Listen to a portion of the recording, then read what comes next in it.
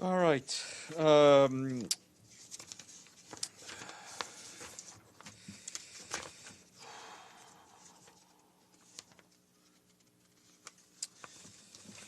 Couple of things for you. The Secretary General wrapped up his visit to Copenhagen, Denmark today. Earlier today, he delivered a keynote address at a plenary session of the C40 World Mayors Summit, saying that cities, home to more than half of the world's population, are where the climate battle will be largely won or lost. The Secretary General expressed his appreciation for the role played by mayors in the fight against climate change, calling them the world's first responders to the climate emergency. Before he departed Copenhagen, he issued a statement on the awarding of the Nobel Peace Prize on the Ethiopian Prime Minister Abiy Ahmed. I have said often that the winds of hope are blowing ever across Africa, he said, adding that the Prime Minister is one of the main reasons why. His vision helped Ethiopia and Eritrea achieve a historic rapprochement, and I was honored to witness the signing of the peace agreement last year. We've shared the Secretary General's full remark at the C40 and the statement on Ethiopia with you earlier today. Turning to Syria and Turkey, Emergency Relief Coordinator Mark Lowcock issued a statement following the completion of his planned... That's a first.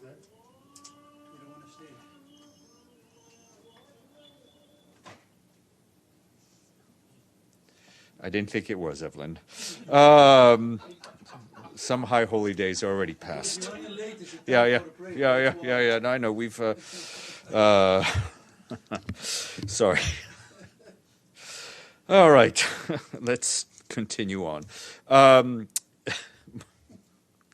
Sorry. Mark. We may not have no cash, but we know how to laugh. Okay. Mark Lowcock noted that he repeatedly expressed his concern about the impact on civilians of military operations in Idlib since last April. Mr. Lowcock said his visit has coincided with the start of the Turkish military operation across the border in northeastern Syria, and he expressed his concern at reports of civilian casualties on both sides of the border and of the large number of people moving inside Syria in the hope of avoiding the fighting. He reiterated that the Secretary General has said that we urge all parties to exercise restraint, to act in line with their obligations under the Charter and international humanitarian law, to respect the sovereignty and territorial integrity of Syria, and in particular to protect civilians and civilian infrastructure. Mr. Lowcock added that he has discussed the situation with the government of Turkey, who assured him that they attach maximum importance to the protection of civilians and the avoidance of harm to them. OCHA says an estimated 100,000 people have now left their home in the area. The Office of the High Commissioner for Human Rights said today that it has begun to receive reports of civilian casualties during the first 2 days of the Turkish operation. The Human Rights Office said that military operations must be conducted in accordance with international humanitarian law, in particular the principles of distinction, proportionality, and precaution. It added that civilians and civilian infrastructure are to be protected from attack and from the effects of hostilities. When displacement occurs, displaced civilians must be provided with assistance and protection, and they are able to return to their homes or relocate elsewhere voluntarily in safety and dignity. And today is the International Day of the Girl Child. Unscripted and unstoppable is the theme of this year's day. In his message to mark the day, the Secretary General pointed out that in the past 25 years, we have seen more girls completing school, fewer getting married or becoming mothers, and more gaining the skills they needed to excel in the workplace. However, he added, many are still held back by harmful gender norms that influence everything they do. 200 million girls and women are subject to female genital mutilation. Three of four victims of human trafficking are women and girls. Conflicts traps millions in violence, uncertainty, and despair. The Secretary General called on everyone, everywhere, to uphold the equal rights, voices, and influence of girls in our families and communities and nations. And this afternoon, the Deputy Secretary General, Amina Mohammed, will deliver remarks at the Girls Speak Out event scheduled to take place in ECOSOC Chamber. She will reiterate the UN's commitment to advocate for girls' rights and support the governments to provide girls with safe childhood access to quality education and skills, and an environment where they can make informed decisions about their own lives. And A note from UNHCR, it says, in what the agency describes as a historic moment, more than 85 governments, civil society, international regional organizations have made 300 new pledges during a high-level meeting to end statelessness. There are about 3.9 million known stateless people, though UNHCR says the true global figure is estimated to be much higher. At the end of the meeting, Filippo Grandi, the head of UNHCR, said that this week has shown there is an unprecedented level of political will and commitment to resolve this issue and prevent it from arising in the first place. And in the Bahamas, the UN Migration Agency today launched $10 million appeal to support recovery efforts in the aftermath of Hurricane Dorian, which hit Abaco and Grand Bahama a month ago. These funds will support operations of shelter, provisions of non-food items, tracking of missing persons, and protection of those who are still vulnerable.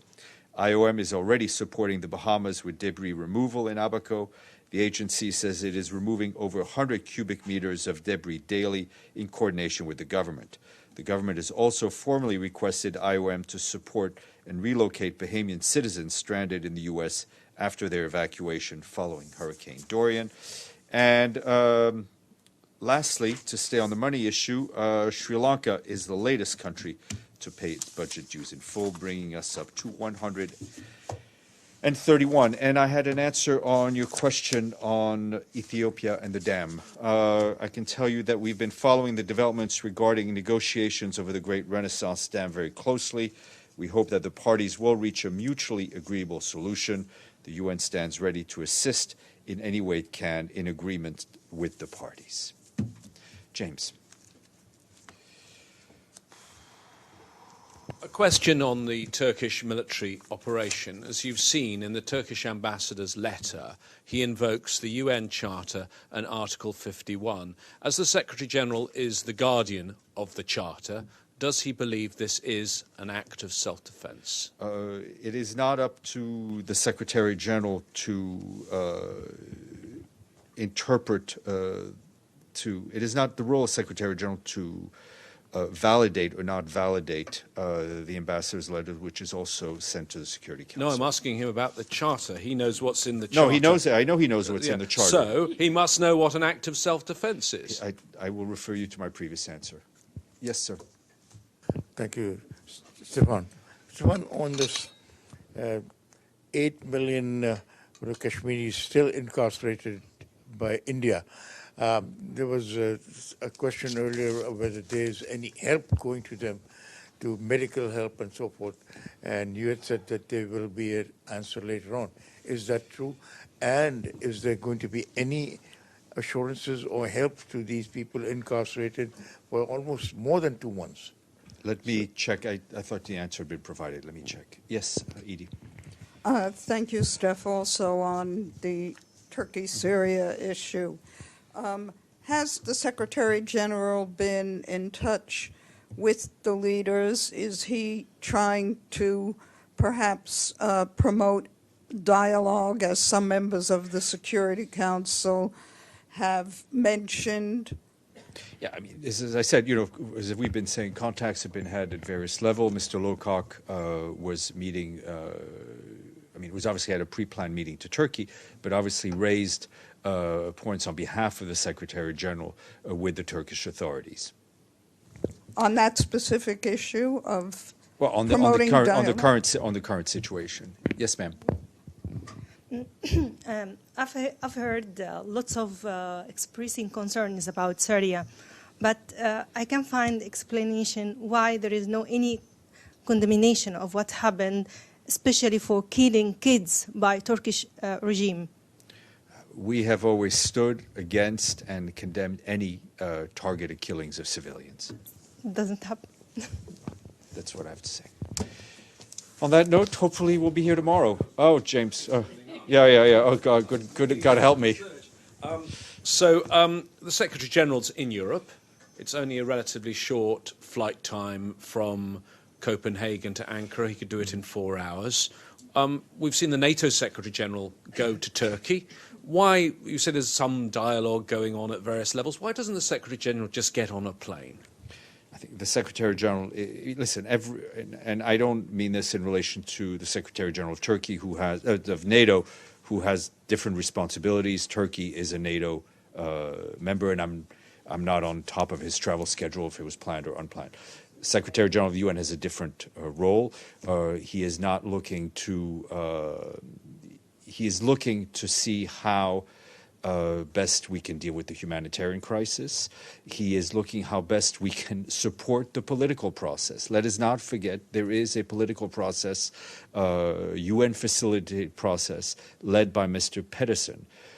The Secretary General's focus, Mr. Pedersen's focus, is on that political process because we strongly believe that is the best and only solution to the current situation. Yes, sir.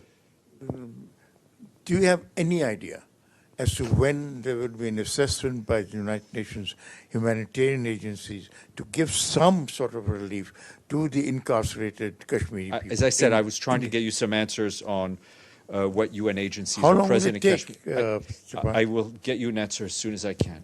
Just a quick follow-up to James's question on the Syrian political process. With everything that's going on, is the UN still on track to host these talks in Geneva at the I have end of not the month? heard any change. Mr. Pedersen will be traveling, I think, in the next few days to the region to galvanize support, but I have not heard of any change. Thank you.